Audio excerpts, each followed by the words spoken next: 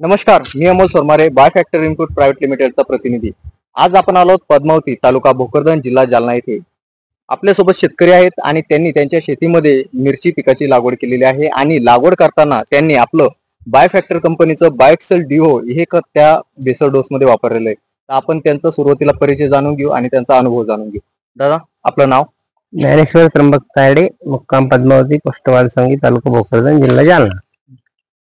तर दादा, हे तुम्ही बायोक्सेल डिओ हे तुमच्या मिरची पिकाला बेसल मध्ये वापरलेलं आहे. तुम्हाला काय वाटतंय?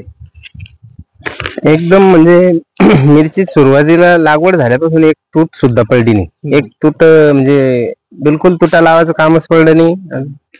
आणि झाडाची एकदम वाढही चांगली झालेली आहे. आतापर्यंत अजून आपण कोणतंच समजा ह्युमिक म्हणा किंवा बायोस्टिम्युलंट कोणतंच दिलेलं नाहीये पिकाला, तरी पण एकदम अशी वाढ म्हणजे पांढऱ्या मुळीची वाढ हे ते सगळं एकदम व्यवस्थित आहे.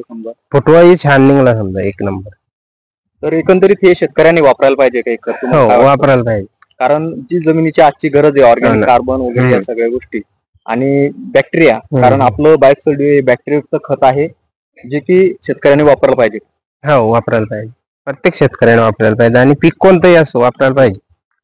तर तुम्ही हे अर्धा एकरला एक बॅग वापरलेली? हा, बरोबर. आणि आपली लागवडची दिनांक सांगा एकदा? 5 एप्रिल 5 एप्रिल 2025. धन्यवाद.